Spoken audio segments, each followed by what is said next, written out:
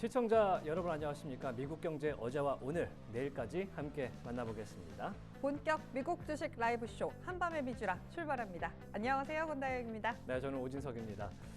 자, 어제 시장은요, 중국발 AI 딥시크가 가져왔던 공포에 하락했던 증시였습니다. 엔비디아가 거의 17%가 빠지면서 삼성전자 시가총액의 거의 2배 반 정도의 달하는 시총이 날아가고 말았는데요. 트럼프는 간밤에 이 사태를 두고 오히려 잘 됐다. 그러니까 이 산업군의 경종을 울리는 이른바 웨이크업 콜을 가져왔다라고 평가를 하기도 했고요. 엔비디아도 자신들의 칩셋의 우수성이 오히려 드러난 것이다 라면서 오히려 좋아 라는 그런 코멘트까지 남기기도 했습니다. 그러면서 오늘 프리마켓에서는 어제 급락을 좀 만회하려는 그런 바이더딥 움직임이 현재 있으면서 푸른 빛으로 반도체 섹터가 다시금 물들고 있는 모습입니다. 어제 굉장히 많이 빠졌기 때문에 오늘 많이금 회복을 할 수 있을지가 상당히 또 궁금해지는 상황인데요. 현재 프리장 엔비디아 3.4% 정도 회복하고 있고요. 브로드컴도 어제 상당히 많이 빠졌죠. 3.4% 정도 역시 동반 상승하는 모습 보여주고 있습니다. 시장은 딥시크 그리고 또 딥시크가 공개된 이후에 바로 등장한 이 킴이라는 오픈소스 AI에 상당히 또 주목을 하는 모습입니다. 미국에서 굉장히 고성능 칩과 천문학적인 비용을 들여서 개발한 이 AI들이 폐쇄적인 환경에서 개발된 것과 달리 중국산 이 AI들이 전체적으로는 오픈소스 기반으로 개발이 되고 있기 때문에 시간이 지날수록 계속해서 더 성능이 좋은 것이 나올 것이라는 그런 관측이 뚜렷하게 나타나고 있습니다. 그럼 여기서 미국 시장에 상장된 이 미국의 빅테크 기업들은 어떤 포지션을 가져갈 수가 있을까요? 분명히 이 중국산 AI들 개발사들도 이 미국산 칩셋을 쓰고 싶어 할 것이고 현재도 충분히 많이 쓰고 있다. 이런 얘기가 들려오고 있습니다. 그렇다면 오히려 미국 증시에 상장된 이 기업들에게는 기회도 될 수 있지 않을까 이런 생각을 하면서 오늘 화요일장 시작을 좀 해보도록 하겠습니다. 네. 자, 상당히 또 시장에서는 뭐 기대감도 솔솔 다시 올라오는 그런 느낌도 좀 받고 있습니다. 네, 다행히 이 딥시크의 여파가 더 이어지지는 않는 모습들이 나타나고 있습니다. 뭐 지수가 대단하게 오른다라는 것은 아닙니다만 하락을 멈췄다. 이것만으로도 아주 큰 의미가 있을 것 같고요. 굉장히 분석 기사도 많고 다양한 시각에서 보는 글들도 많더라고요. 때문에 말씀해 주신 대로 오히려 좋은 거 아닌가?로 해석되는 부분들도 있을 것 같습니다만 사실 반대쪽에서는 이게 하나만 나올 수 있는 것이냐? 중국에서 다른 것들, 또 인도에서 다른 것들이 나올 수 있는 가능성도 열어두어야 한다. 본격적인 경쟁 심화다라고 보는 시각도 있기 때문에 시장에서 어떻게 반응을 하는지 예민하게 보셔야 할 것 같습니다. 실제로 오늘 반장이 열렸던 홍콩 증시에서는 샤오미라든지 칩 관련된 또 AI라든지 소프트웨어 단의 종목들이 시세가 나쁘지 않았기 때문에 이런 부분들도 꼭 확인을 해보시는 게 중요할 것 같다라는 생각이 들고요. 그래도 어쨌든 지금 프리장에서 초록색이 조금 더 많이 보이니까 어제보다는 저는 마음이 훨씬 더 놓인다라고 말씀을 드릴 수 있겠습니다. 어제는 저희가 지금 출발하기 전부터 기운을 쭉 빼고 이렇게 내려놓고 많이 말씀을 드렸는데 오늘도 뭐 그 하락에 비하면 많이 오르는 건 아닙니다만 그래도 엔비디아가 $120를 깨는 게 말이 되나 싶었는데 그 선은 회복을 해내면서 출발할 것으로 보이고요. 오라클도 2%가량 상승하면서 출발할 수 있을 것으로 보이기 때문에 본장 좀 기대를 해봐야 할 것 같습니다. 네, 어제는 S&P 퓨처스와 나스닥 퓨처스가 굉장히 많이 빠졌던 어제 장이었습니다. 어제 같은 경우는 나스닥이 3%, S&P 500이 1.4% 정도 빠졌던 장인데 재미있는 것은 다우존스 지수는 상승을 했습니다. 0.6% 정도 어제장에서 올라줬는데 시장에서는 이른바 좀 안전 자산형 그런 주식을 좀 선호하게 됐고 그다음에 가치주에 베팅을 하는 분위기가 또 확실히 나타났던 그런 장세였습니다. 어제는 또 보험주 단이 좋으면서 다우가 전체적으로 견실한 모습으로 올라줬는데요. 매크로에서도 움직임이 상당히 또 있었습니다. 사실은 이 주말 사이에 있었던 게 딥시크뿐만 아니라 콜롬비아와 미국 간에 있었던 관세 분쟁도 있었습니다. 네. 트럼프가 정말로 타국을 상대로 관세를 부과를 할 수 있을까라는 관측이 우려 반 기대감 이렇게 있었는데 네. 콜롬비아를 상대로 실제로 이 불법 이민자들을 돌려보내는데 성공을 하지 못하면서 관세를 25% 그리고 일주일 뒤에는 50%까지 올리겠다라는 일종의 협박성 멘트가 실제로 실행이 됐고요. 그런 움직임에 나서자 콜롬비아가 9시간 만에 꼬리를 내리는 사태가 또 주말 동안 있었기 때문에 관세에 대한 영향 상당히 또 미치는 그런 영향력도 여전히 남아있다. 이런 말씀도 드립니다. 때문에 달러 인덱스가 107.750까지 좀 올라가면서 예. 뭐 이전에 뭐 109, 110보다는 내려왔습니다만 오늘 0.5%가량 좀 올라가고 있습니다. 관세 이야기가 나오면 또 자극을 받는 것이 달러이기 때문에 좀 살펴보면 좋을 것 같고요. 국채금리도 함께 살펴볼까요? 10년물 국채금리가 현재 0.6%가량 올라가면서 4.557 지나가고 있고요.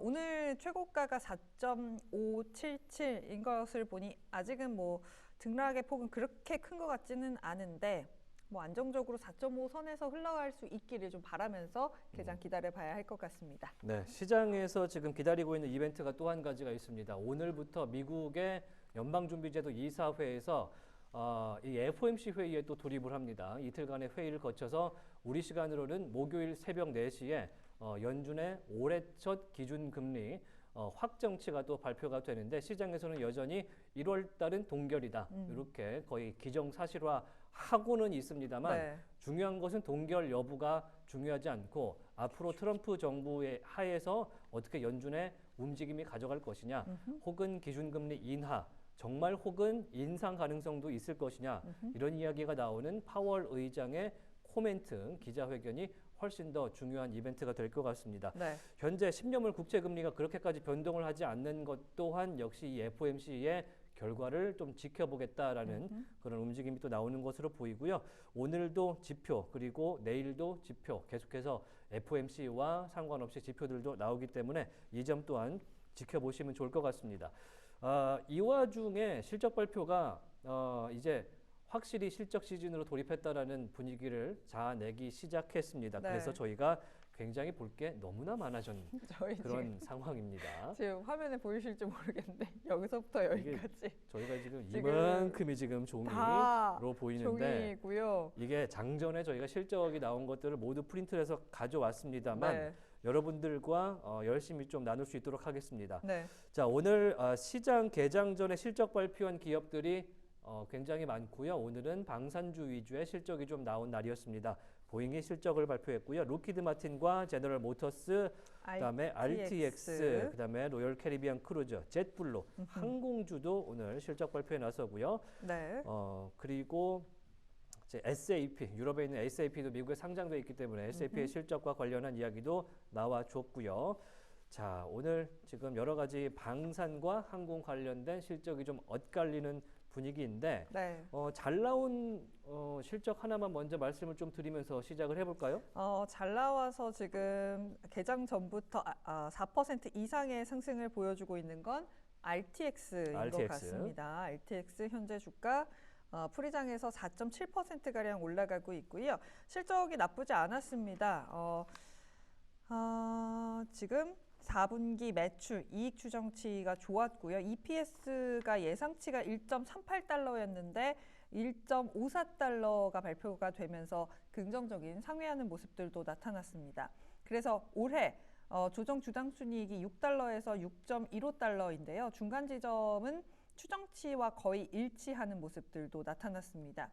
보니까 항공기 부품 수리 서비스에 대한 수요로 인해서 항공사가 제트기 부족에 대처하기 위해 정비 집약적인 구형 비행기를 운항했다라고 이야기를 합니다. 이거 AI 번역이라서 약간 어색한데 비행기를 받을 수가 없으니까 옛날 비행기를 고치고 안전하게 써야 되잖아요. 그러다 보니까 실적이 좋았다라고 보시면 될 것 같습니다. 정비라든지 수리 쪽에 대한 수요가 높았다라면서 4.7%가량의 상승세 보여주고 있습니다. 네, 오늘 실적이 전체적으로는 좀 호조적으로 나와서 네. 시장을 좀 부양하는 모습을 좀 보여줬으면 좋겠다라는 생각도 오늘 출근길에 하기는 했는데요. 네. 보잉 같은 경우는 역시 시장에서 예상한 대로 상당히 불안한 4분기 실적을 내놓기도 했습니다. 미리 얘기를 했죠. 간단하게만 그래서 좀 말씀을 드리면 네. EPS가 시장 예상치에 하회를 했고요. 매출 또한 4분기 매출 시장 예상치 하회하는 모습을 보였습니다. 다만 737 프로그램이 생산이 재개됐고 앞으로 생산량을 증가시킬 계획이라는 점진적인 전망과 업데이트까지 나온 상황이고요. 차세대 기라 불리는 777X 또한 2026년부터 첫 번째 인도가 예상된다라는 이야기가 나왔습니다. 하지만 시장에서는 그렇게 좋게 받아들이지는 않는 것 같네요. 왜냐하면 파업이 있었기 때문에 상업용 항공기 인도 대수가 올해 그러니까 24년에 348대였고요. YOY 기준으로 34% 줄었다라고 합니다. 뭐 파업을 하고 뭐 날씨도 안 좋고 했으니까 안 좋을 걸 알았습니다만 알았기 때문에 예비 실적을 내놨고 그의 디테일한 좀 내용들을 내놨는데요. 이미 알아서 그런지 생각보다 주가 오늘이 막 더 빠지고 그러지는 않네요. 현재 0.04% 보합권 지나가고 있습니다. 네, 일단은 현금 흐름도 예상을 하회했기 때문에 시장에서 오늘 좀 네거티브한 반응이 예상이 되고요. 네. 한 가지만 간단하게 또 추가로 실적 발표한 기업의 소개를 해드리면 오늘 제너럴 모터스가 맞아요. 항공 방산주 중 가운데서 자동차주로는 먼저 실적을 포드보다 먼저 냈습니다. 조정 EPS 1.92달러 기록했습니다. 시장 예상치 상회했고요. 전년 동기 대비 무려 55%의 증가치를 보였던 제너럴 모터스의 4분기 실적이었습니다. 매출에서도 477억 달러를 기록을 해서 시장 예상치를 물론 상회를 했습니다. 전년 동기 대비 매출액이 11% 정도 증가한 모습을 보여줬습니다. 사실 제너럴 모터스와 포드 모터스에 대한 걱정이 상당히 많았던 것이 지난해 미국의 자동차 업계에 대한 애널리스트의 평가였습니다. 왜냐하면 EV가 많이 팔리지를 않고 신차에 대한 수요가 많이 줄었다라는 그런 전반적인 센티멘트를 공유를 했었는데요. 4분기에는 확실히 좀 회복된 모습을 가져왔습니다. 특히 북미에서 차량 판매량이 시장 예상치가 80만 대에 살짝 못 미치는 79만 대 초반이었는데 이번에 87만 대 중반이 나왔습니다. 북미에서 상당히 많이 GM차를 샀다라는 소식이 나오면서 전년 동기 대비 12%나 판매량이 증가한 소식까지 오늘 GM이 가져왔기 때문에 오늘 GM의 주가 상당히 또 기대가 됩니다. 하지만 지금 4%가량 좀 빠지고 어허. 있거든요. 왜 그런가 봤더니 크루즈 사업 관련해서 이야기를 좀 내놨습니다. 크루즈 로보택시 사업 자금 지원 중단을 했죠. 관련된 비용이 발생했고 중국 합작사와 관련된 손실이 있다라고 이야기를 했고 배터리 부분 투자에 대한 자본 지출이 꽤 큰 것으로 나타나게 되면서 지금 생각보다 비용 반영들이 더 있네라고 시장에서는 해석을 하는 것 같습니다. 판매 자체는 나쁘지 않았는데 투자라든지 그로 인한 비용 발생에 대한 센티가 그렇게 좋지 않으면서 오늘 주가는 4% 가까이 좀 프리장에서 하락을 하고 있는 상황입니다. 네.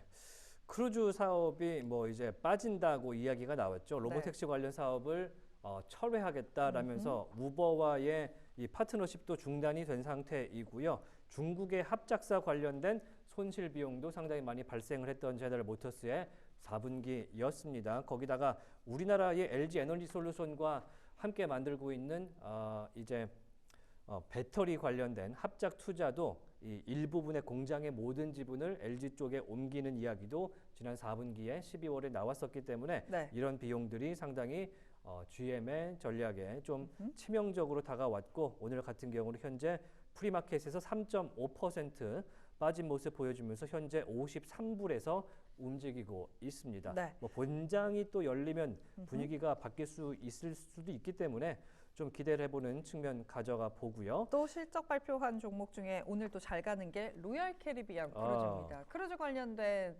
종목들 시세도 좋았고 앞으로의 수요에 대한 기대도 있었는데 실제로 그 수요를 확인하게 되면서 현재 4%가량 프리장에서 올라가고 있습니다. 자세한 내용 보니까 CEO가 이런 이야기를 했대요. 멋진 한 해가 될 것 같다라면서 자신감 있는 실적을 좀 내놨습니다. 예약도 증가를 했다라고 하고요. 지금 리버 크루즈라는 게 도입이 되면서 연간 수익이 월가의 기대치를 크게 상회할 것이다라고 이야기를 했습니다. 올해 크루즈 휴가를 떠나는 미국인이 작년에 비해서 5%가량 더 증가할 거다라고 이야기를 하고요. 4분기에 승객 수가 220만 명이었는데 YOY 기준으로 11% 증가했다라고 합니다. 연간 조정 주당 순이익이 14.35달러에서 14.65달러로 예상을 했는데 요것은 역시나 가이던스에 비해서 높을 것이다 라고 이야기가 나오면서 현재 좋은 흐름들 나타내고 있고요. 함께 캐리비안 같은 종목들도 끌어올려주고 있기 때문에 오늘 여행, 항공 또 이런 쪽도 약간은 기대를 해볼 수 있는 부분들이 있을 것 같습니다. 네, 크루즈 관련돼서는 어제 이제 리서치가 나온 게 하나 있었습니다. 네. 크루즈의 올해 성장 가능성을 조사한 거였는데요. 올해에 미국에서만 1,900만 명의 크루즈 여행객이 발생할 걸로 1,900만 네, 명이요? 이렇게 예상을 하고 있는데 우리나라 인구의 3분의 1이 넘지 않습니까? 그러니까요. 네, 2천만 명 가까운 분들이 여행을 크루즈로 떠날 것이다. 이렇게 전망을 하고 있는데 문제는 2023년에서 2024년에 넘어갈 때 7.7%가 증가를 했는데요. 네. 이 크루즈 여행객 수가 지난해부터 2025년 올해까지의 성장세는 4.5% 정도 될 거다라는 이야기가 나오면서 증가세는 다소 주춤하지 않겠느냐라는 이야기도 나오고 있기 때문에 크루즈 투자하실 때, 크루즈 관련주 투자하실 때 참고하시면 좋겠습니다. 가장 많이 여행을 가는 곳은 카리브해라 그래요. 아, 너무 좋겠네요. 말만 들어도 카리브해. 해적만 안 만나면 좋겠다는 그 캐리비안의 해적의 카리브해. 카리브해 많이 가시니까 네. 저도 한번 가보고 싶습니다. 네. 자, 이제 아시아 이야기를 잠깐이나마 해봐야 될 것 같은데 그쵸. 아시아가 지금 모든 나라가 설 연휴가 아닙니다. 구정을 쇠지 않는 나라가 한 군데 있기도 딱 한 하고요. 군데 있습니다. 그리고 오늘 증시가 열린 중화권 증시도 있는데요. 네. 어떻게 좀 정리가 좀 됐을까요? 일단 일본 시장 같은 경우는 구정을 세지 않기 때문에 이번 주에 모두 열리게 됩니다. 그런데 이게 독이 됐습니다. 지금 딥시크발 하락이 지속이 되면서 이틀 연속 장대 음봉을 맞고 있는 니케이 지수입니다. 오늘도 1.3% 넘게 하락하면서 딥시크발 하락이 계속되고 있습니다. 소프트뱅크가 끼어 있기 때문에 니케이 지수가 올라가기는 사실 쉽지 않은 상황이다라고 말씀을 드릴 수 있을 것 같습니다. 스타게이트에서 투자금을 가져오겠다고 이야기한 게 바로 소프트뱅크이기 때문에 오늘도 5% 넘게 빠졌고요. 어드반테스트도 11%, 도쿄일렉트론 5% 넘게 빠졌고요. 디스코도 3%, 뭐 대부분의 IT 칩 관련된 종목들이 낙폭을 그려냈는데 하나는 소프트뱅크가 장중에 낙폭을 줄여내기는 했습니다. 때문에 이런 부분들 보셔야 할 것 같고요.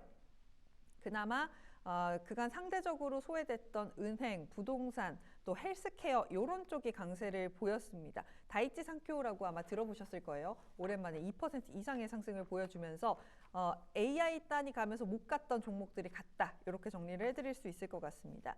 지금 동아시아권에서 또 열린 곳이 홍콩 항생입니다. 근데 전체 다 열리지는 않았고요. 춘절 연휴 전 반장만 열리고 마감이 됐습니다. 굉장히 혼조적인 모습으로 마감이 됐는데 오늘 빅테크, 전기차 관련된 종목들 의외로 올라가는 모습이었습니다.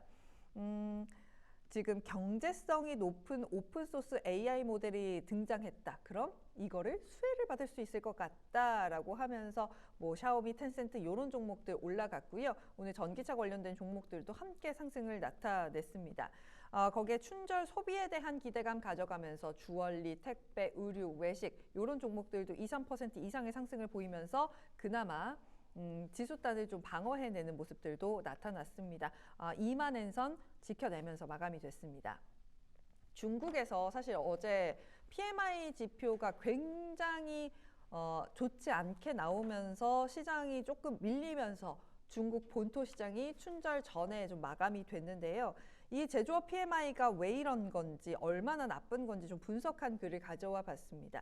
2015년 이후 춘절 연도에 제조업 PMI 지수의 12월 대비 하락폭을 가져온 겁니다. 그러니까 12월 대비 1월이 얼마나 안 좋았냐 요걸 가져온 건데 11차례 중에 8차례가 하락을 했습니다. 그러니까 12월이 더 좋았고 1월이 하락하는 경우가 많았는데 이렇게 많이 하락한 것은 2015년 이후 최대라고 합니다.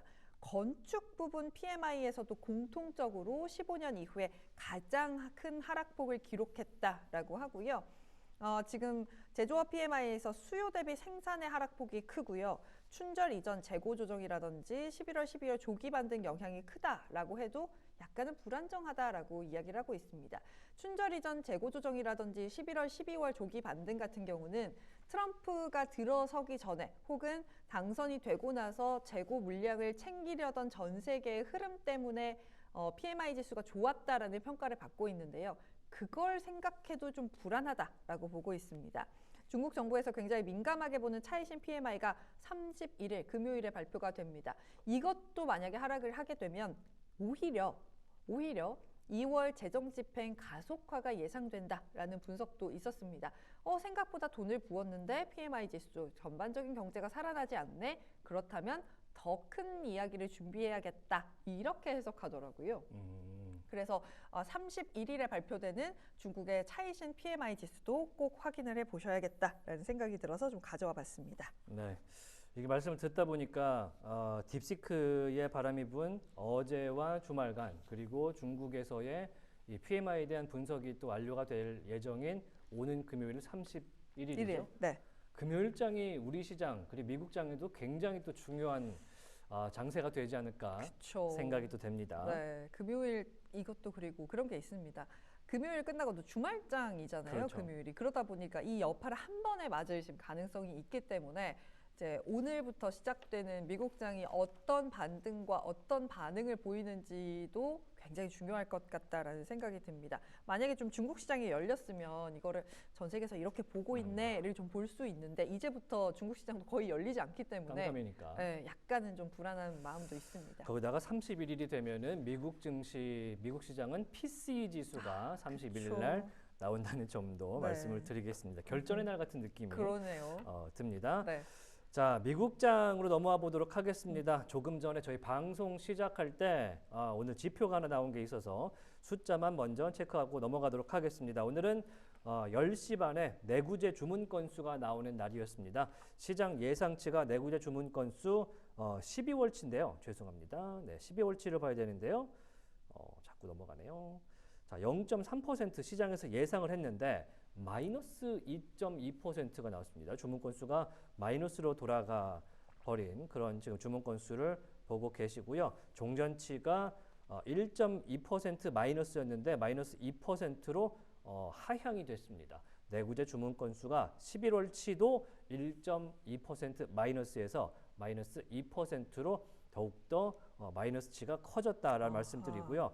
회복이 12월에 됐을 걸로 생각이 됐지만 그러지 못했습니다. 오히려 종전치보다 0.2%포인트 하락폭이 깊어진 모습을 보여주면서 내구재 주문 건수가 조금 더 좋지 않았다라는 말씀도 드릴 수가 있을 것 같습니다. 특히 방산재를 제외한 내구재 주문 건수는 거의 종전치보다 2배 가까이 줄어들었다라고 말씀드릴 수 있을 것 같고요. 방산재를 포함하되 이제 교통관리, 운송 쪽을 제외하고 난 수치는 조금 더 늘었습니다. 그러니까 방산 쪽에서는 나쁘지 않았고 이제 운송 쪽의 내구재 주문 건수가 확연히 줄어든 것이라는 판단을 내릴 수가 있을 것 같고요. 네. 그 밑에 보시면은 디펜스와 에어 둘 다 항공과 방산을 제외하고 난 내구재 주문 건수는 이제 뭐랄까 굿즈 오더죠. 상품 주문 건수는 오히려 전달보다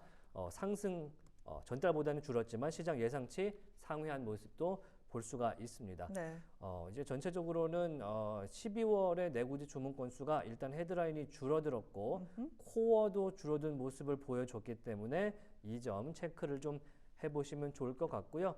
시장에 그렇게 크게 영향을 미치지는 못하는 것 같습니다. 오늘 방산재와 이제 운송 섹터를 좀 보시면 어느 쪽이 좀 침체였는지를 확인이 가능할 텐데 현재는 로키드 마틴이 오늘 실적 발표한 이후에 프리마켓에서 4.5% 가까이 빠지는 것을 제외하고는 네. 흐름 자체는 그렇게 내구재 주문 건수에 흔들리지는 않는 모습이고요. 네. 현재 보잉이 지금 보합권에서 움직이고 있다는 말씀도 좀 드려보도록 하겠습니다. 자, 프리마켓 상황 현재 다우 퓨처스가 0.1% 정도 빠지고 있고요. S&P 퓨처스와 나스닥 퓨처스 올라주네요. 네. 어제와 반전된 모습으로 지금 진행이 되고 있기 때문에 어제 오히려 올랐던 다우가 좀 빠지는 풀이장, 그리고 S&P와 나스닥 기술주와 여러 가지 뭐랄까 성장주들이 모여 있는 S&P와 나스닥이 선물 시장에서는 오늘 그래도 조금 초록빛을 내고 있다라는 네. 말씀도 드려봅니다. 자, 그러면은 이제 어제장 어떻게 마감됐고 오늘 어떻게 좀 대비를 해야 되는지 장표를 갖고 왔는데 네. 한번 이제 지표 일정과 함께 체크를 좀 해보겠습니다. 네, 어제장 사실 저 보기가 무섭네요. 좀 저도 다시 한번 보면서 마음을 다지게 됐습니다. 네. 이렇게까지 빨갈 일인가 싶기도 했었는데 일단 일정부터 보시죠. 네. 내구재 주문 시장 예상치 하회하는 모습 오늘 나왔기 때문에 내구재 관련된 섹터가 어떻게 이어지는지 보시면 좋을 것 같고요. 주택 관련, 건축 관련, 방산, 운송, 그다음에 항공 쪽이 네. 조금 영향이 있을 걸로 보입니다. 11시에는 케이스 실러 주택가격 지수가 나오게 됩니다. 11월치이기 때문에 약간 반영이 느린 감이 있는 케이스 실러 지수입니다만 대도시의 현재 주택 부동산 가격 지표라고 할 수가 있겠죠. 네. 따지자면 그런 측면에서 보시면 좋을 것 같고요. 시장에 영향 많이 미치는 그런 지표로는 오늘 CB 컨퍼런스 보드의 소비자 신뢰 지수가 자정에 나오기 때문에 이 점 체크해 보시면 좋을 것 같습니다. 그리고 애틀랜타 연은의 GDP 나우 4분기치 프로젝션 아직 확정치까지는 하루가 더 남아 있습니다. 네. 자, 오늘 실적 발표한 그룹이 이렇게 또 준비가 돼 있는데 이 빨간색이 하나 더 와야 됩니다. 보잉과 GM, 로키드 마틴 등등이 아까 소개를 잠깐 해드렸는데 네. 잠시 뒤에 조금 더 자세하게 보도록 하고요. 킴벌리 앤 클락도 오늘 나왔습니다. 소비자 중에는 조금 더 일찍 나온 그런 감이 있고요. 네. 오늘 실적 발표 장마감 이후에 스타벅스 있고요. SAP가 좀 먼저 나온 것 같아요. 네.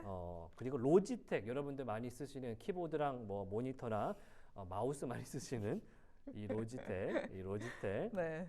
이게 사실 출발은 유럽에서 했는데 이제는- 대만 회사, 중국 회사처럼 많이 여겨지고 네, 있습니다. 그렇죠. 그리고 처브 보험회사가 또 이렇게 보험주도 이렇게 이어지기 때문에 체크해 보시면 되고요. 수요일 날 장전인데 ASML의 실적 발표가 드디어. 오후 3시에서 4시 정도 있는 걸로 제가 기억을 한데 네. 이게 유럽주라서 그렇습니다. 그렇죠. 유럽 시간 맞춰서. 네, 개장 네덜란드 전에. 회사기 때문에 유럽 시간에 맞춰서 실적 발표가 되는데 3시, 4시 요 사이에 실적이 나올 걸로 보이기 때문에 네. 내일은 또 ASML 장세가 있지 않을까라는 생각도 이번에는 좀. 정말 그러지 맙시다. 그렇죠. 미리 라고 이따가 말하고 또 이제 싶어요. 클릭 실수할 수도 있으니까 네. 긴장 타도록 하겠습니다. 네. 자, 어제장 보시면은 와, 이게 심상치 않았죠. 나스닥이 무서워. 3% 이상 빠졌던 네. 어제장이기 때문에 오늘은 얼마나 회복을 할지가 관건이 될 걸로 보이고요. 엔비디아 시총이 이게 숫자가 말이 되는지 보시면 5,890억 달러의 시총이 사라졌어요. 삼성전자의 2.5배라고 아까 우리 권다영 앵커가 말해주는데. 네, 저희 낮에 이야기를 했는데 삼성전자 시총이 320조거든요. 320조 2배 해도 640조밖에 안 돼요. 그렇죠. 지금 2배 반. 반이 날아간 겁니다. 삼성전자 2개 반이 날아갔어요. 하루 만에. 너무 무서워요. 과연 회복할 수 있을지 좀 우려가 되지만 네. 엔비디아는 자신감을 내비쳤고요. 일단 시총 순위에서는 3위까지 밀려서 마이크로소프트가 2위로 올라왔고 한 애플이 번에. 1위입니다. 네.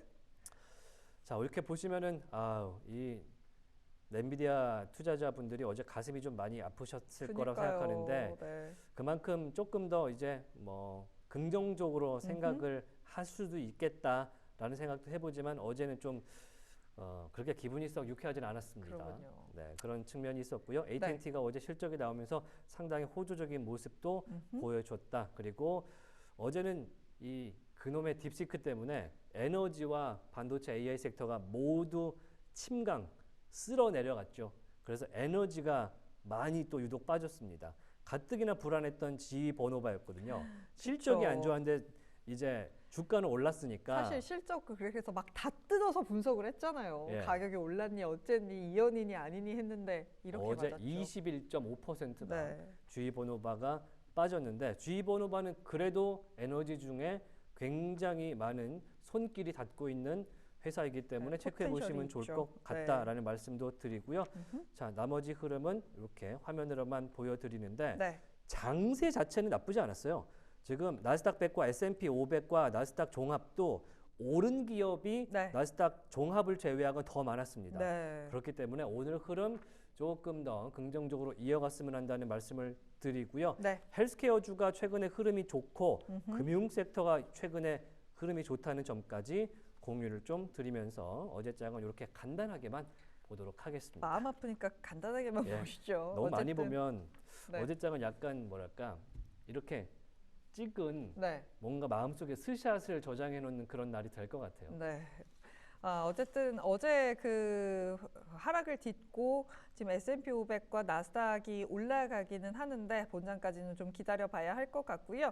오늘 유가가 반등하고 있고 금값도 소폭 반등하고 있습니다. 크립토 시장 같은 경우도 10만 2천 달러 비트코인이 회복에 성공을 했고요. 대부분 1% 내외의 상승을 보여주고 있는 코인 시장도 함께 확인을 해볼 수 있네요. 네, 오늘 비트코인이 다시 오늘 새벽에 9만 선까지 내려갔다가 내려왔었죠. 다시 회복을 한 모습인데 10만 선 위에서 움직이고는 있습니다만 그렇게까지 쉽사리 시원하게. 올타임 하이를 다시는 찍으려고 올라가지는 못하는 그런 느낌도 좀 듭니다. 그래서 저희가 설 특집 겸해서 크립토 이야기를 좀 일부에서 마련을 좀 해봤습니다. 네.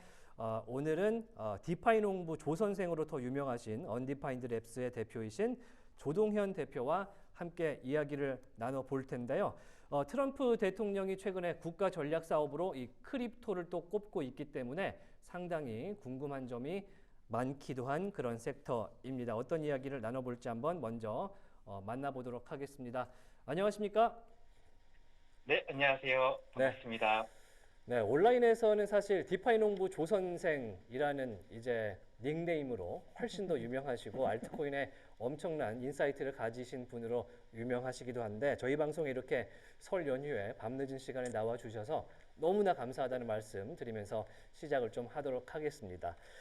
자, 사실 우리 조 선생께서는 여의도 증권가 출신이신 걸로 훨씬 더 유명하시기도 합니다. 특히 알트코인과 디파이에 특화된 그린 크립토 전문가로 알려져 있는데 원래 증시 투자도 하셨었던 거잖아요. 그런데 이제 크립토 쪽도 같이 하시게 됐는데 이 두 가지 시장을 놓고 볼 때 크립토 시장의 매력도 어떤 걸 좀 꼽을 수가 있을까요?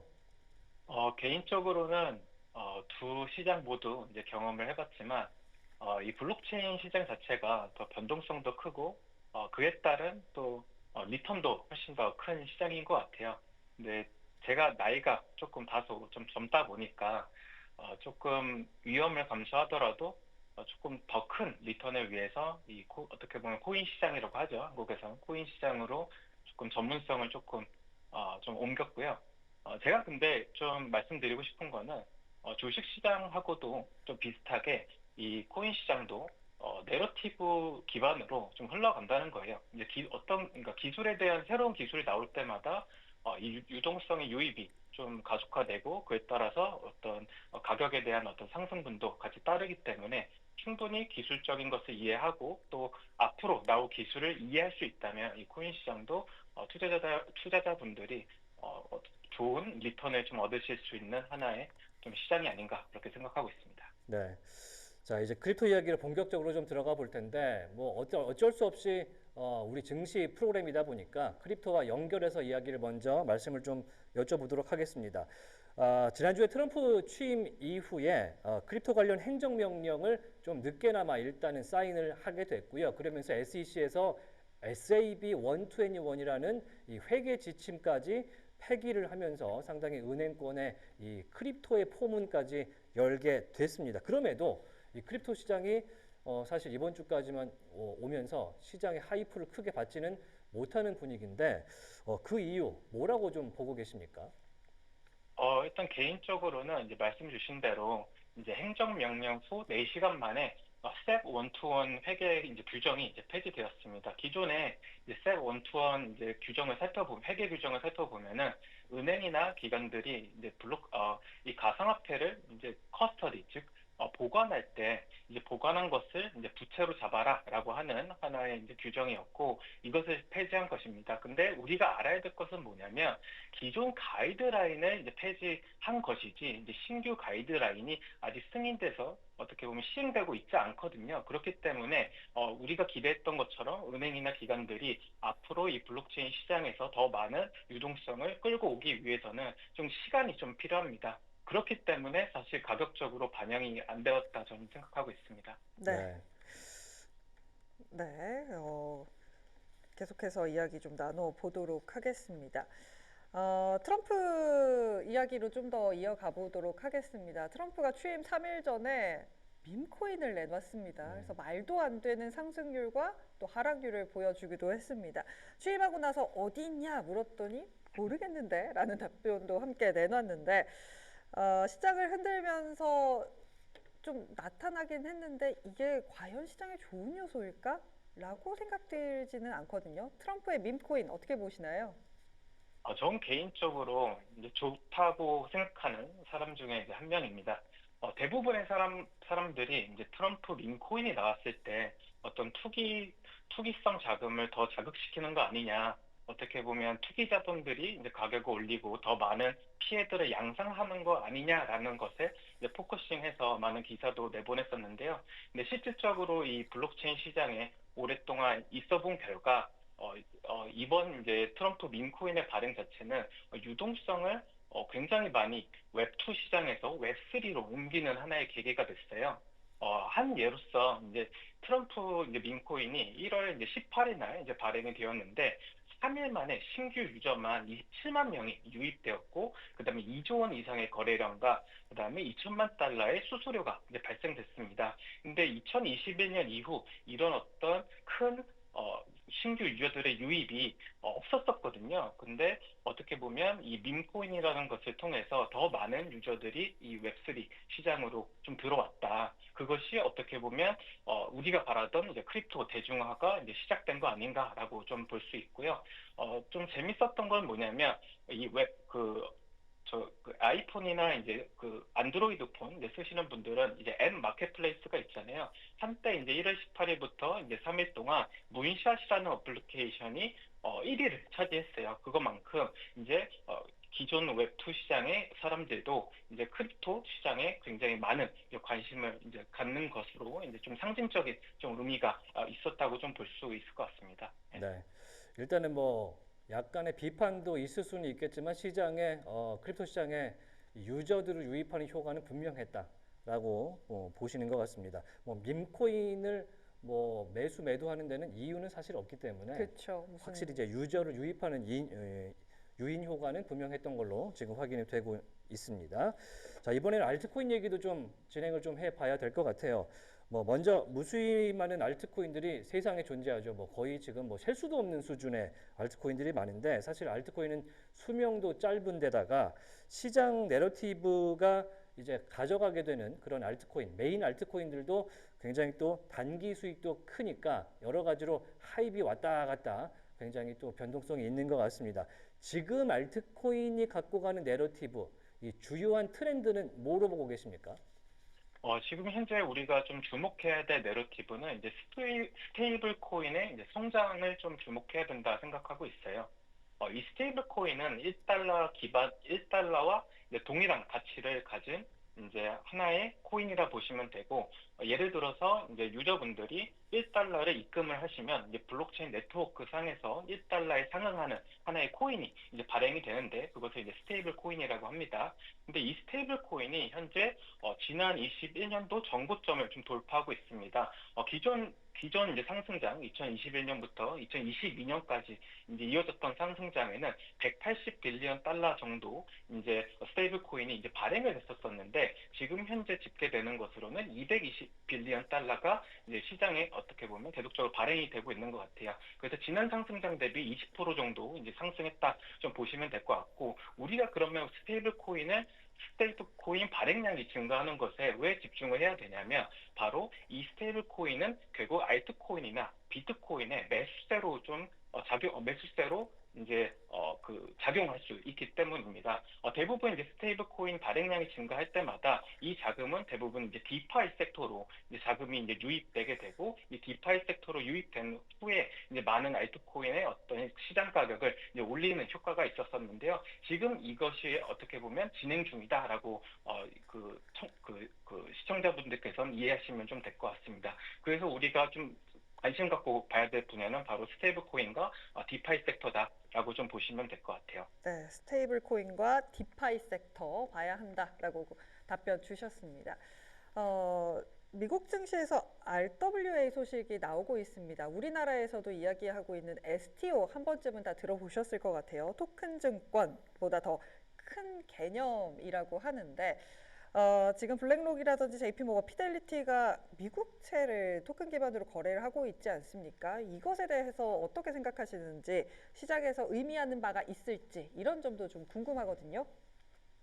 네, 말씀 주신 이제 RWA는 Real World Asset이라는 것의 이제 줄임말입니다. 2023년도 이제 하락장이 이제 길었을 때 이 디파이 시장에 유동성이 없고, 그러다 보니까 이 대출을 해가는 사용자들이 없었단 말이에요. 그러다 보니까 디파이 금리가 이제 1% 밑으로 이제 하락하는 하나의 이제 현상이 있었습니다. 그때 당시 이제 메이커 다오라고 하는 이제 프로젝트가 자신들이 발행한 스테이블 코인으로 이제 웹2에 있는 이제 미국 10년물 채권을 이제 매입하기 시작을 했고, 거기서 나오는 이제 수익률을 다시 이제 블록체인 상으로 이렇게 넘기면서 사람들이 이제 스테이블 코인만 예치를 하더라도 이제 5%에 해당하는 이제 이자를 받을 수 있었기 때문에 빠른 시간에 유동성을 좀 모으는 효과를 좀 냈던 것 같아요.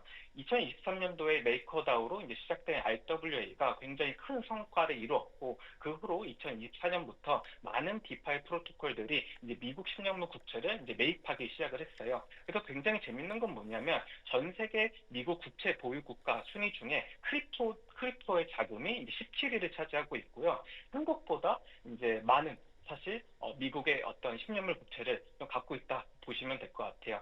근데 이게 좀 요즘 따라서 좀 달라지고 있는 양상은 뭐냐면, 기존까지만 하더라도 24년도 말까지만 하더라도 디파이에 있는 자금이 이제 웹2 시장으로 넘어가는 것에 이제 어떻게 보면 좀 국한이 있었는데, 지금은 이제 디파이에서 이제 웹2 디파이에서 기존 시장으로 넘어가는 게 아니라 기존 금융 시장에서 이제 디파이로 이제 자금이 다시 어떻게 보면 순환되고 있다라고 좀 보시면 되는데요.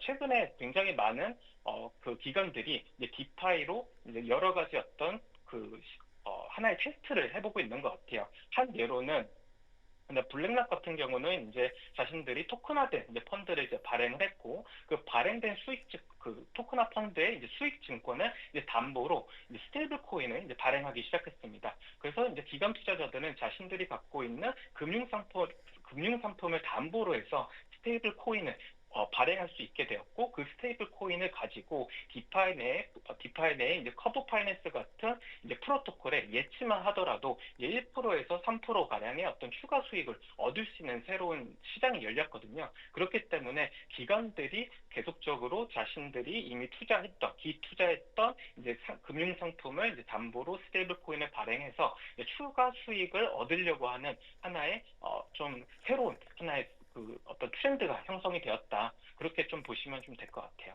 네.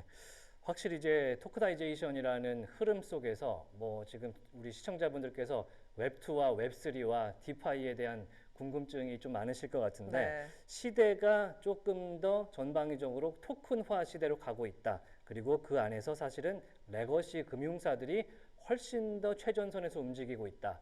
이런 걸로 설명을 좀 가름하면 좋을 것 같습니다. 자, 본격적으로 이제 코인마다 하나씩 궁금한 게 있어서 네. 여쭤보긴 해야 될 것 같아요. 앞에서 저희가 트럼프 대통령 이야기를 하면서 솔라나 기반으로 밈코인을 만들었다라고 말씀을 드렸었는데, 이게 솔라나가 미국산 코인의 대명사 아니겠습니까? ETF도 지금 솔라나 ETF 하겠다고 신청한 상태인데, 올해 솔라나 이 가격이 지금 많이 오른 걸로 알고 있는데 어떠한 가능성이 좀 더 남아 있습니까?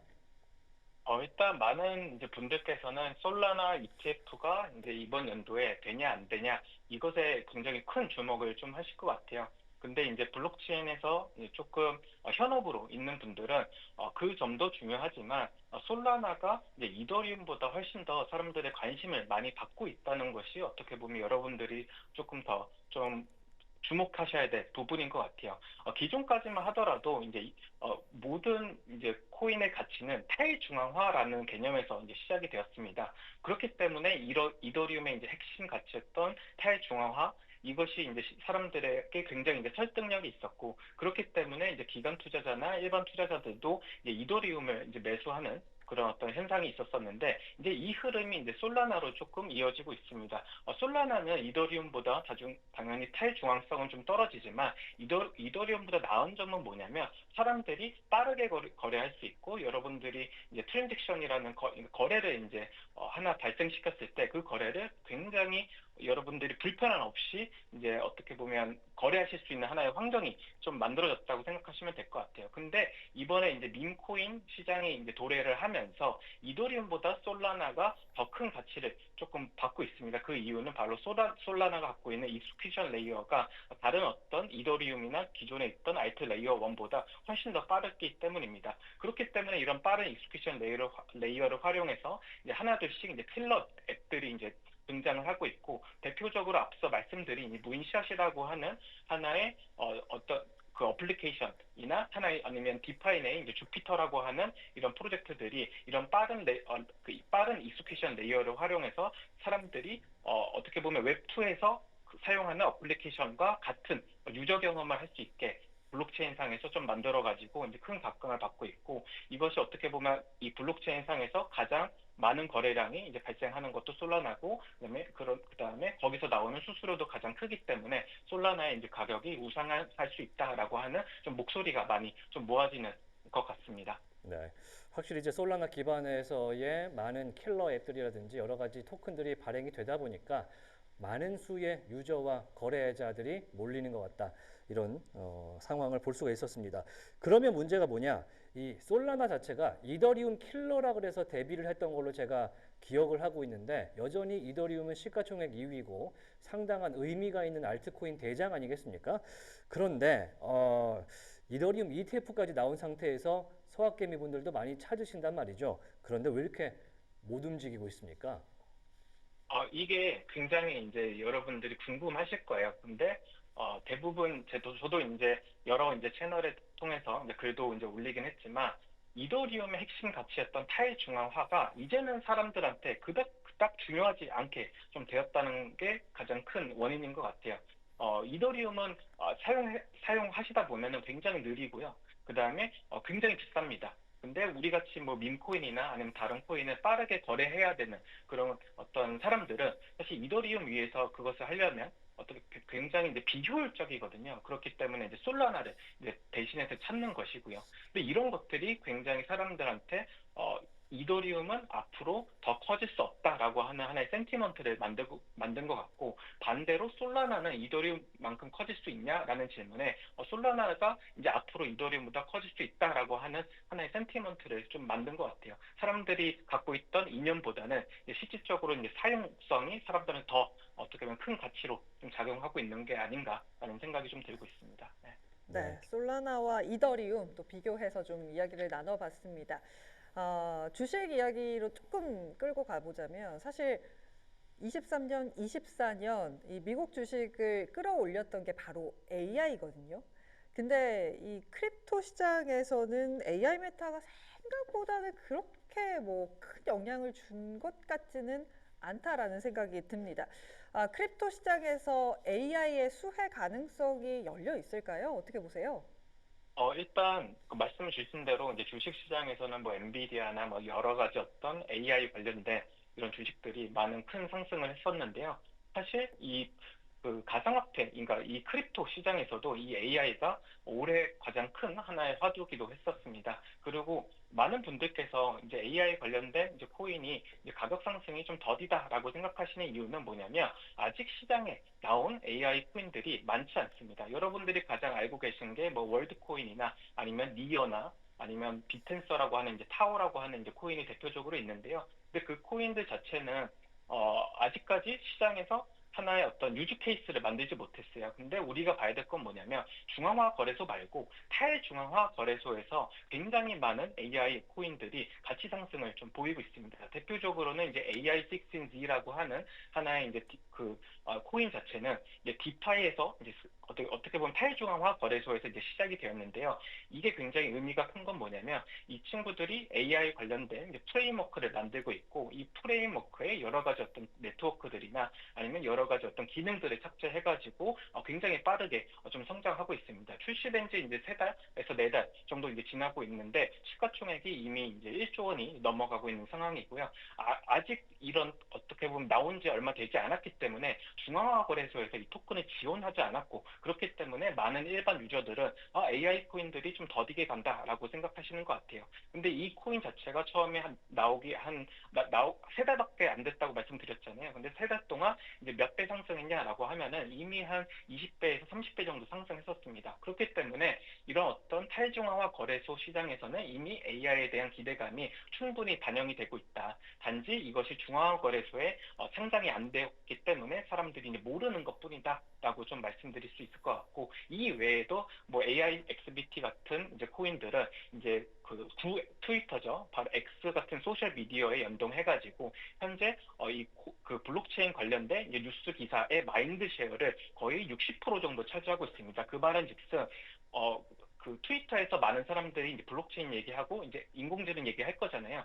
그 쉐어를 이제 한 60% 정도를 이제 AI XBT라고 하는 이 하나의 AI 에이전트가 자신이 트위터 계정을 키워가지고 사람들한테 그 소식을 전하고 있고 그 소식된 정보가 사람들한테 설득력을 얻어서 그만큼 인게이지먼트를 해가지고 마인드 쉐어가 넓어진 거거든요. 이 말은즉슨 AI 그 코인 AI 이런 어떤 테마나 이런 어떤 것들이 이제 블록체인 시장에서도 굉장히 지금 큰 화두로 떠오르고 있고 이것 또한 가격 상승이 뭐 앞서 말씀드린 것처럼 뭐 20배에서 30배 정도 있었기 때문에 충분히 가격적으로는 이미 반영이 많이 되었다라고 말씀드릴 수 있을 것 같아요. 네. 크립토 시장에서는 블록체인이 이 AI의 가장 좋은 친구다. 이렇게 얘기하는 측면도 있기 때문에 이 발전 가능성 앞으로 저희도 함께 보도록 하겠습니다. 네. 자, 저희가 이제 미국 주식 라이브 채널이기 때문에 증시 얘기도 좀 얘기해봐야 될 것 같아요. 네. 이 MSTR, 마이크로 스트래티지라든지 채굴 관련주도 좀 상장이 돼 있고요. 코인베이스 글로벌도 상장이 돼서 활발하게 거래가 되고 있는데 뭐 거기다가 페이팔, 로빈후드, 뭐 플랫폼 관련주도 있죠. 크립토 관련주를 볼 때 우리 투자자분들은 뭐 어떤 부분을 좀 더 유심히 보면 수익률을 챙겨갈 수 있을까요? 저는 앞서 말씀드린 것처럼 우리가 주목해야 될 것은 스테이블 코인과 디파이라고 말씀드렸잖아요. 근데 이 스테이블 코인과 디파이를 가장 잘하고 있는 이 회사가 어디냐라고 했을 때는 이제 코인베이스입니다. 사실 코인베이스가 다른 어떤 스테이블 코인들을 전부 다 상폐시키고 미국이 주도하는 이 USDC라고 하는 스테이블 코인만 계속적으로 이용을 하고 있거든요. 근데 여기서 우리가 좀 주목해야 될 건 뭐냐면 코인베이스가 지금 하려는 것은 그냥 은행의 어떤 그 사업을 비즈니스 모델을 계속적으로 이거를 확장해 나가려고 하는 추세예요. 여러분들이 코인베이스에서 USDC라고 하는 하나의 달러 기반의 스테이블 코인을 갖고만 계셔도 사실 4%에서 5% 사이의 수익이 이제 발생이 되거든요. 이게 어떻게 보면 우리가 예적금처럼 사실 뭐 달러를 예금해가지고 거기서 나오는 이자를 받듯이 코인베이스가 USDC만 갖고 있어도 사실 4%의 어떤 수익을 디파이의 수익을 어떻게 보면 끌고 와서 여러분들한테 드리는 거거든요. 근데 이 비즈니스가 굉장히 어떻게 보면 확장되고 있다. 그래서 코인베이스에 더 많은 자금들이 이제 유입이 될 거고 그에 따라서 이제 코인베이스가 거기서 따른 어떤 수익도 훨씬 더 크게 좀 가져갈 수 있다라고 말씀드릴 수 있을 것 같고 현재 이제 블록체인 시장에서 가장 큰 화두는 뭐냐면 바로 스테이킹 상품입니다. 뭐 ETF도 스테이킹이 되냐 안 되냐 때문에 굉장히 말이 많은데요. 이더리움 ETF에 스테이킹을 지원해주면 이더리움이 굉장히 큰 상승을 할 것이다라고 하는 얘기도 사실 스테이킹 상품이 증권법에 이제 위반이 되기 때문에 사실 출시를 못 하고 있는 거예요. 근데 이제 트럼프 이제 정부가 이제 들어섰고 크립토에 대한 이제 완화적인 정책을 이제 피다 보면은 결국 스테이킹 상품도 일반 유저들한테 이제 제공할 수 있게 되는 하나의 시기가 올 건데 그렇게 되면 사실 코인베이스가 굉장히 이제 큰 마켓 쉐어를 좀 가져갈 수 수 있습니다. 그 이유는 이제 코인베이스도 이제 레이어 2라고 하는 베이스 체인을 갖고 있을 뿐더러 이더리움이나 솔라나를 어떻게 보면 그 네트워크에서 이제 밸리데이션 하는 그런 비즈니스도 코인베이스가 진행하고 있거든요. 그리고 커스터디도 사실 코인베이스가 가장 크게 하고 있고요. 그래서 사실 크립토 시장이 커지면 커질수록 코인베이스의 입지는 더 어떻게 보면 올라간다라고 생각하시면 될 것 같고, 그에 따른 코인베이스의 어떤 시가총액도 같이 올라갈 수 있지 않을까라고 저는 생각하고 있습니다. 네. 예, 코인베이스의 브라이언 암스트롱 CEO도 상당히 트럼프 이제 행정부의 친화적인 모습을 보이기 때문에 여러 가지로 좀 수혜를 받을 가능성도 있어 보이는 상황입니다. 자, 마지막으로 짧게 올해 이제 크립토라든지 크립토 관련주에 투자하시는 증시 투자자분들께 이런 점 변동성이 워낙 크니까요. 어떤 점 유의하면 좋겠다 짧게 말씀드리면서 마무리하겠습니다. 저는 개인적으로 이 말씀을 좀 드리고 싶어요. 지금 이번 그 블록체인 시장의 상승장 정체는 조금 지난 상승장과 좀 다른 점이 있습니다. 그 점은 뭐냐면 중앙화 거래 시장에서 이제 거래를 하는 사람들이 수익을 내기 굉장히 어려운 시장이 돼버렸어요. 왜 그러냐면 기존까지만 하더라도 벤처 캐피탈들이 선제적으로 투자를 하고 그것을 중앙화 거래소에 상장을 해서 어떻게 보면 리테일 유저들한테 이제 매도할 수 있는 하나의 기회를 주는 장이었기 때문에 사실 중앙화 거래 시장이 굉장히 중요했거든요. 근데 이제는 좀 달라진 게 뭐냐면 탈중앙화 거래소에서 먼저 하나의 어떤 코인이 생성이 되고 그것이 사람들의 지지를 받게 되면은 다 거꾸로 중앙화 거래소에 이제 중앙화 거래소 시장에 어떻게 상장이 되는 프로세스로 좀 바뀌게 되었어요. 그렇기 때문에 여러분들이 만약에 중앙화 거래소에 상장된 새로운 코인을 사시게 되면은 굉장히 큰 손해를 좀 보실 수 있습니다. 그 이유는 탈중앙화 거래소에서 이미 프리미엄이 20배에서 100배 가량 어떻게 붙은 것이 거래가 되기 때문에 하락이 될 확률이 굉장히 높거든요. 그렇기 때문에 여러분들이 주의해야 될 건 뭐냐면 바로 중앙화 거래소에서만 머무지 마시고 탈중앙화 거래소 시장으로 여러분들이 한번 참여를 해보셔야 된다라는 것을 좀 강조하고 싶습니다. 네. 네. 뭐 워낙에 우리가 코인 거래소 하면은 중앙화된 은행과 같은 곳을 찾는데 세상에는 디파이를 할 수 있는 덱스라는 것도 있기 때문에 네. 여러분도 한번 찍어 먹어보시기 바란다. 이런 말씀이신 것 같습니다. 참 디파이 전문가다운 그런 말씀이십니다. 네. 자, 여기까지 우리 디파이 농부 조 선생과 이야기 마무리를 해보도록 하겠습니다. 밤늦게까지 새해 연휴에 너무나 감사하고요. 새해 복 많이 받으시기 바라겠습니다. 고맙습니다. 감사합니다. 네. 참 마지막 멘트가 진짜 와닿았어요. 저는. 왜요? 본인 전문가이신 그 부분에 대해서 찍먹이라고 말씀을 해주셨잖아요. 네, 해야죠. 해봐야 네, 하는 거니까. 경험을 해봐야죠. 사실 코인 시장 같은 경우도 변동성이 워낙 크기 때문에 한 번 좀 발을 들이신 분들은 계속해서 투자를 좀 하시는데 그 한 번 들이기가 참 어렵잖아요. 아직 코인 거래소 계좌나 이제 뭐 지갑을 갖고 있지 않은 분들이 사실은 훨씬 많으시기 때문에 아직까지는 더 많죠. 또 용어도 다 영어고 이거를 어렵죠. 굳이 우리말로 번역을 해서 쓰지는 않으니까 네. 좀 장벽이 좀 높죠. 그런 측면에서 우리 조 선생 같은 분과 계속해서 이야기 나누면서 네. 우리 미국 증시와 크립토 시장이 점점 더 가까워지니까 그쵸. 설명을 해드리는 시간 자주 가져보도록 하겠습니다. 네, 또 연휴인 만큼 좀 이렇게 특별한 시간 마련을 했습니다. 다행히 좀 이런 시간을 가져도 되는 날이라서 그러니까 다행이에요. 사실 장세가 어제 같았으면 중간에 이걸- 지금 하다가 끊어야 되나 생각까지 그러니까요. 했을 텐데 그렇게 고민을 했을 텐데 그나마 좀 반등이 나오고 있는 시장이기 때문에 뭐 사실 지수만 보면 저는 이거 반등이라고 하고 싶지는 않고요. 더 빠지지는 않는다 정도라고 이야기를 하고 싶은데 그래도 곳곳에서 초록불이 보이기 때문에 약간의 기대를 좀 하면서 출발을 준비해야 할 것 같습니다. 어제도 저희가 말씀드린 대로 방송 말미에 말씀드린 대로 트럼프 대통령이 오히려 기회다라고 장 막판에 좀 코멘트를 내놨기 때문에 오늘 장 반등을 보고 또 어떤 이야기를 내놓을지도 좀 궁금해지는 상황입니다. 엔비디아가 3%가량 반등하고요. 지금 브로드컴도 3.3%가량 상승하고 있습니다. 오라클도 3% 이상, 세일즈포스, 서비스나우가 1~2%대 상승, 마이크론도 1%대 반등을 주고 있지만 AMD라든지 퀄컴이라든지 지금 텍사스 인스트루먼트 또 ASML, TSMC 뭐 반등하는 종목들이 생각보다 그렇게는 많지 않다는 점까지 좀 말씀을 드릴 수 있을 것 같고요. 어제 많이 급락했었던 아리스타 네트워크스가 현재 5%대 반등을 주고 있습니다. 구글, 알파벳, 메타 같은 경우도 1% 내외일 뿐 테슬라, 아마존, 마이크로소프트 큰 방향성을 잡지 않고 있고요. 많이 빠졌었던 GE 버너바, 컨스텔레이션 에너지 그리고 비스트라 같은 경우가 좀 상승 출발할 것으로 예상이 되고 오늘 있습니다. 전력주가 다시 가네요. 네, 힘을 내길 바라면서 지금 출발 상황 함께 해보시죠. 지금 몇 초 안 남은 것 같네요. 네, 네, 본장 개장까지 약 10초 정도 남은 상황이고요. 네. 치열한 공방전이 오늘 장 초반에는 좀 있을 걸로 생각이 됩니다. 그쵸. 변동성에 유의하시면서 오늘 한밤의 미주랑 새벽 2시까지 함께해 주시기 바랍니다. 개장됐습니다. 네, 오늘 1월 28일 개장했습니다.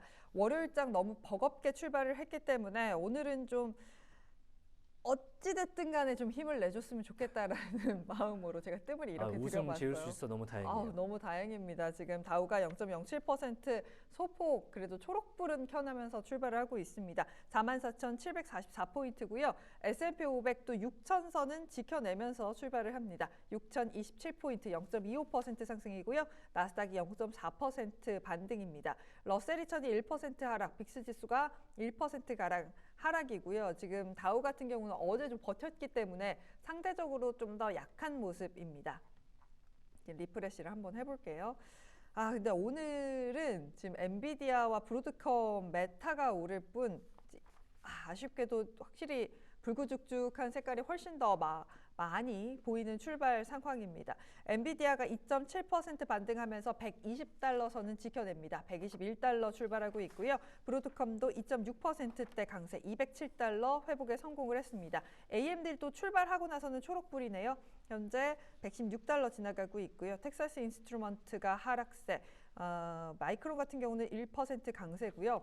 와, 소프트단이 정말 강하네요. 세일즈포스가 2.75%, 서비스나우도 1% 이상의 상승을 하면서 어찌됐든 간에 수혜를 입는다. 뭐가 돼도 수혜를 입는다. 약간 그렇죠. 이렇게 해석을 좀 하는 것 같습니다. 이외에 어제 많이 빠졌던 종목, 엑센추어도 오늘 추가 하락하고요. 장비단에 있는 종목들도 추가 하락하고 있습니다. 개장하기 전에 5% 이상의 프리장의 상승에 보여줬던 아리스타 네트워크스가 2% 상승 출발에 그치고 있습니다. 애플이 시가총액 1위 굳히기에 완벽하게 들어간 것 같습니다. 1.6% 추가 상승하면서 233달러 회복했고요. 오라클도 2.7% 강세입니다. 메타, 구글 초록불이고요. 테슬라를 비롯해서 실적을 발표한 GM이 8% 급락세 이어지고 있습니다. 실적 발표하고 숫자는 나쁘지 않았습니다만 손해비용이라든지 투자 비용에 대한 이야기가 나오면서 8%대 하락, 포드도 함께 2% 이상의 하락세 보여주고 있습니다.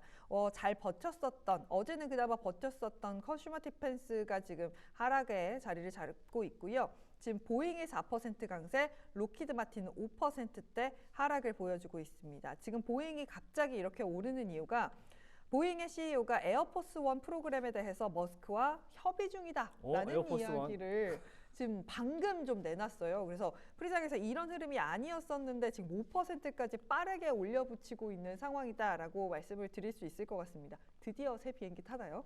이게 소원이었잖아요. 소원이었잖아요. 진짜 타나 봐요. 네. 그래서 5% 강세고요. 과연 다른 비행기들 제치고 만들어줄지 이것도 좀 궁금하고요.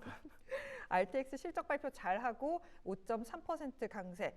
로키드 마틴 같은 경우는 F-35 인도가 늦어지면서 실적 이연 되면서 5% 하락세 출발하고 있고요. 전반적으로는 약간은 불구죽죽한 색이 더 많고 컨스텔레이션 에너지가 힘을 못 쓰네요. 1% 하락하고 있고 바로 반락하네요. 비스트라 같은 경우도 지금 0.7% 하락인데 지금 이 딥시크발 이야기가 나오기 전날에 뱅크 오브 아메리카에서 비스트라 에너지에 대해서 컨센서스 중립을 부여했습니다. 최근에 굉장히 잘 갔었던 종목인데 투자 의견을 중립을 줬습니다. 전력 가격 상승이 발전 마진을 높이는 반면 에너지 비용 상승으로 인해서 소매 마진은 줄어들 수 있다라고 이야기를 하면서 중립을 줬고요. 지금 역사적인 중간 배수보다 높아서 상승 가능성이 이미 많이 평가되어 있다라고 이야기를 나왔는데 그러고 나서 딥시크를 맞고 분석에 대해서도 지금 다시 한번 뜯어보자라고 좀 해석이 되고 있는 것 같습니다. 1% 하락, 컨스텔레이션 에너지도 1% 하락, 그나마 GE버노바만이 반등하고 있는 장이다라고 말씀드릴 수 있겠습니다. 네. 시장이 여전히 오늘 조금 더 역시 경직돼서 움직이는 느낌이 좀 여실히 남아있는 것 같습니다. 저는 사실 오늘 좀 반등을 하는 그런 종목들이 좀 많았으면 좋겠다, 네. 많을 것 같다라는 예상을 들고 들어왔는데 지금 CNBC에서도 거의 변화 없이 엔비디아만 지금 어제의 손실을 좀 만회하고 있다라는 속보를 지금 티커를 통해서 내보내고 있는 그런 상황이고요. 반도체 섹터에서는 지금 반반입니다. 네. 엔비디아라든지 에브고, 브로드컴이라든지 TSMC, 그다음에 퀄컴 같은 칩셋 제조업체와 혹은 칩셋을 설계하는 업체들은 오늘 오르고 있고 장비단이 오늘 좀 부진한 모습 네. 보여주고 있는 그런 상황입니다. 장비단 같은 경우는 내일 또 ASML의 실적 발표가 또 예고가 되어 있기 때문에 좀 그렇죠. 경직된 모습을 사전적으로 가져가는 측면이 아닐까라는 생각이 드는데 왜냐하면 3분기 실적 발표 때 ASML의 실적의 어닝콜을 기억하시는 분이 있을지 모르겠는데 그때 수요가 줄 가능성이 있다라는 얘기를 했었어요. 가이던스를 제시할 때 내놔서 장비단이 그 당시에 폭락을 했습니다. 그런 기억이 새록새록 지금 되살아 나오면서 오늘 어제 영향도 있지만 확실히 ASML 관련된 긴장감 속에서 오늘 크지는 않습니다.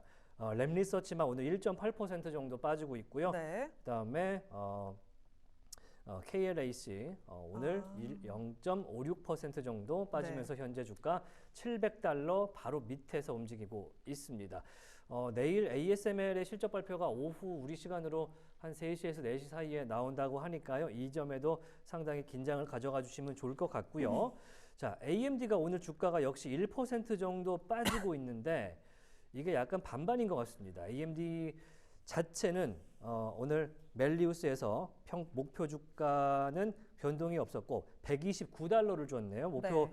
평가를 하향 조정한 측면이 있었습니다. 중립으로 평가 하향했다라는 소식이 있었는데 네. 이 딥시크의 AMD 칩셋도 탑재가 됐다라는 루머가 어제까지 또 돌았잖아요. 네. 그리고 AMD도 탑재가 된 것은 확인이 된 모습이고 화웨이가 오늘 탑재가 된 게 아니냐는 또 이야기가 나왔는데 그게 사실은 V3 버전의 논문 속에 다 담겨있던 내용이었습니다. 어제 같은 경우는 엔비디아가 만들었다는 건 여실히 증명이 됐는데 네. 이 AMD가 뭐랄까 컴패터블하게 쓰일 수 있다라는 내용이 있었는데 이게 AMD 칩셋이 사용됐다로 와전이 되면서 어제는 빠졌고요. 아하. 재밌는 건 오늘은 엔비디아가 엔비디아 걸 썼으니까 그 정도 나왔지라는 평가를 엔비디아에서 내놓은 거죠. 직접 자기들이. 자기들 자기 입으로 네. 엔비디아니까 그 정도의 성능을 낼 수 있었다라고 이거는 약간 기회를 잘 살린 코멘트인 것 같아요. 오늘 오피셜 코멘트가 나왔는데 네. 성명서에서 우리가 갖고 있는 포텐셜은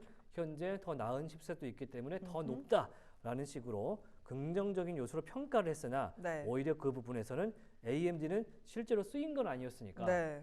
할 말이 없잖아요. 그렇죠. 오늘 0.7% 빠지고 있는 모습 보여주고 있습니다. 네, 지금 엔비디아도 불안합니다. 상승폭을 대부분 좀 줄여내면서 0.3% 상승에 좀 그치고 있는 상황이기 때문에 지수가 좀 밀릴 가능성에 대해서도 열어두어야 하는 것 같습니다. 보니까 상승 종목 수도 현저하게 낮습니다. 제 화면 함께 보시면서 좀 말씀을 드릴게요. S&P 500에서 오르는 종목이 현재 150 종목이 되지 않습니다. 하락 종목 수가 344개, 또 다우에서도 오르는 종목 수보다는 하락하는 종목 수가 더 많고요. 전반적으로 오늘도 좀 쉽지 않은 시장이 될 것 같다라는 생각이 듭니다. S&P 500과 나스닥 100은 하락으로 전환이 됐습니다. 애플만이 버텨낼 뿐 엔비디아 같은 경우는 지금 밀릴 가능성이 굉장히 농후해 보입니다. 보합권에서 $118, $120 이탈하는 모습도 나타나고 있습니다. 제가 지금 컨스텔레이션 에너지가 3% 빠지고 GE버노바는 좀 버티고 있어서 이유를 좀 찾아봤는데요. 쉐브론과 GE버노바가 데이터 센터 발전을 위한 파트너십을 발표했다라고 이야기가 전해지면서 그나마 좀 하락을 멈추는 것 같습니다. 오히려 오늘은 전통적인 에너지 섹터가 조금 더 올라가면서 쉐브론, 엑소모빌이 0.8%, 0.5% 오르고요. 천연가스라든지 뭐 업스트림 쪽이라든지 미드스트림 다 상승을 하고 있고요. 장비라든지 뭐 전반적으로 에너지단은 좀 올라가고 있는 모습 나타나고 있고요. 확연하게 좀 하락으로 자리를 잡아가고 있습니다. 오클로도 하락 전환했습니다. 약보합권에서 158달러까지 낙폭을 키워내고 있고요. 브로드컴도 빠르게 1%까지 낙폭을 키워내고 있고 NXP 같은 경우도 3% 넘게 하락, 인텔 같은 경우도 3.8%대 하락 보이면서 낙폭이 점점 깊어지고 있습니다. 서비스나우도 하락으로 전환하면서 오늘 굉장히 쉽지 않은 장세가 오늘도 이어질 가능성이 높아지고 있는 상황이다라고 말씀을 드릴 수 있을 것 같습니다. 이런 가운데 코카콜라 같은 경우는 지금 약보합권 지나가고 있는데요. 오늘 낮에 뉴스가 있었습니다. 유럽에서 높은 농도의 염소산염이 섞인 음료들이 나와서 리콜에 들어간다라고 합니다. 벨기에, 네덜란드, 영국, 독일, 프랑스, 룩셈부르크에 유통이 됐다라고 하고요. 코카콜라, 환타, 스프라이트, 트로피카, 미닛메이드까지 정말 많은 라인업에서 이게 나왔습니다. 염소산은 소독제 아닙니까? 벨기에에 있는 공장에서 소독제가 섞여서 들어간 것 같다라는 이야기가 나오면서 벨기에, 네덜란드에서는 대규모 좀 리콜이 지금 들어간 것으로 알려져 있고요. 하지만 그것에 비해서는 시장 대비로는 그나마 좀 버텨내고 있는 보합권 지나가고 있다는 점 말씀을 드릴 수 있을 것 같습니다. 어제 코카콜라는 코스트코에서 콜라 제품, 그러니까 이 푸드코트에 공급되는 콜라 라인업을 펩시에서 이 코크로 바꾼다라는 소식이 어제 또 있었는데 하루 만에 유럽에서 악재가 좀 터졌고요. 오늘 JP 모간에서 목표 주가 75달러에서 70달러로 하향 조정한 측면도 있었습니다. 하지만 이제 코카콜라 같은 소비자 같은 경우는 어제 굉장히 생존력이 강했고 버크셔 해서웨이의 선택이 옳았다라는 이야기가 어제도 나오고 오늘도 나오고 있기 때문에 과연 소비재단의 이 딥시크에서 멀어진 영향권 유지를 좀 할 수 있을지 체크를 해보시면 좋을 것 같습니다.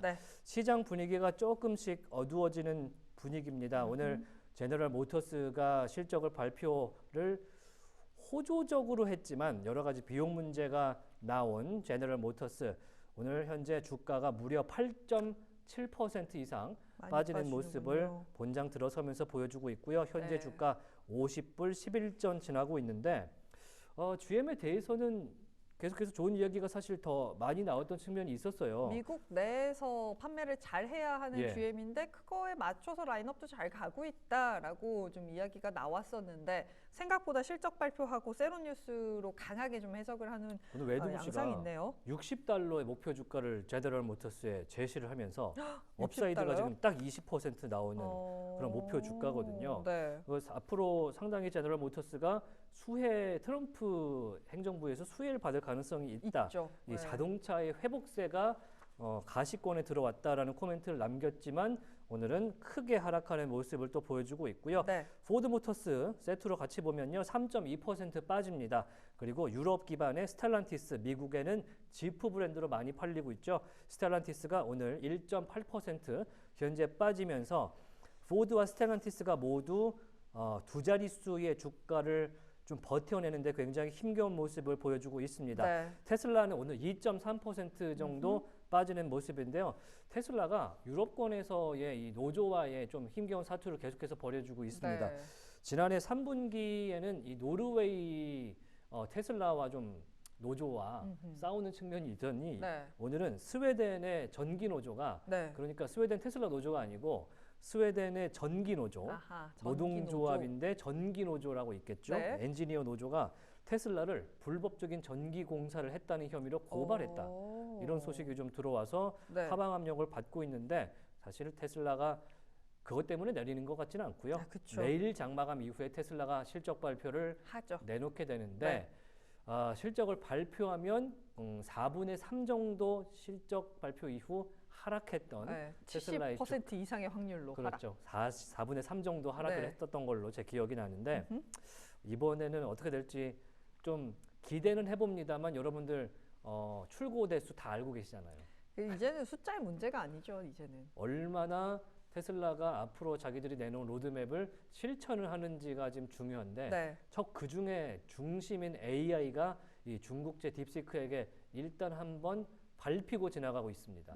어제 딥시크의 연구 결과까지 같이 나왔는데 테슬라의 자매 회사죠. 이 xAI가 개발하고 있는 그록보다 성능이 어느 부분에서는 더 딥시크가 우월하다라는 네. 소식이 나오면서 지금 테슬라에 탑재될 예정이었던 그룹에 그룹. 대한 평가가 조금 더 기대치가 낮아지고 있다. 이런 평가를 받을 수 있을 것 같고요. 네. 리비아는 오늘 3%가량 빠지는 모습. 중국제인 니오와 샤오펑, 리오토 오늘 모두 빠져줍니다. 중고차 업체는 그나마 선방하는데 카바나만 2.8% 정도 더 빠지고 있고 네. 카맥스는 0.1% 정도로 선방을 하고 있다는 점도 설명을 드리고요. 최근에 루이스 해밀턴이라는 걸출한 F1 스타를 영입한 페라리 네. 오늘 레이스 0.4% 정도 같이 빠져주고 있습니다. 네, 지금 전반적으로 시장이 좀 많이 밀리기 시작했습니다. 엔비디아가 1% 이상의 하락을 보여주고 있습니다. 117달러까지 좀 내려와서 저희가 140달러 이야기했던 게 불과 며칠 전이거든요. 그렇죠. 네, 근데 지금 117달러까지 내려와 있고요. 마이크로소프트도 못 올라가고 있습니다. 아마존, 구글도 지금 약보합권이고요. 그나마 지금 메타만이 버텨내고 있는 시장, 애플만이 버텨내고 있는 시장이다 말씀을 드릴 수 있겠습니다. 전반적으로 보시면 실적 발표하고 그나마 갔던 RTX도 5% 넘게 상승하다가 상승폭을 좀 반납해내는 모습들 나타나고 있고요. 로키드 마틴도 F-35 인도 이야기 나오고 나서 지금 6%까지 낙폭이 꽤나 깊어지고 있습니다. 그나마 로열 캐리비안 크루즈가 7.6%까지 상승폭을 키워내고 있는데요. 개장 전에 말씀드렸습니다. 호실적이 나오면서 오늘은 좀 빛을 보고 있습니다. 여기에다가 지금 그 새로운 선박을 또 인도한다라고 합니다. 그래서 10척의 선박을 초도 주문을 했고 27년부터 출항할 계획이다라고 이야기가 전해지면서 더 많이 오르고 있고요. 카니발 같은 종목들도 이런 장에서 함께 2.8%, 노르웨이안도 3% 이상의 상승을 보이면서 확실히 수요가 제대로 있었고 이런 이것을 장에서 이렇게 오르는 건 쉽지 않은데. 그러니까요. 실적으로 완벽하게 좀 증명해냈다라고 주가가 말을 해주는 것 같습니다. 저희가 사실 뭐 여행 수요가 좋습니다 이야기를 했지만 이게 숫자로 딱 찍혔을 때 그 기대치를 반영한 숫자인 거잖아요. 그렇죠. 그럼에도 불구하고 이렇게 주가가 반응하고 앞으로의 가이던스에 대해서도 긍정적으로 이야기를 하면서 올라간다는 건 그만큼 포텐셜을 잘 쌓아왔다라고 분석을 할 수 있을 것 같습니다. 꽤 많이 오르네요. 7%까지 상승이고요. 하지만 항공주 같은 경우는 오늘은 전반적으로 좀 조정을 받고 있다는 점까지 덧붙여서 말씀드릴 수 있겠습니다. 네.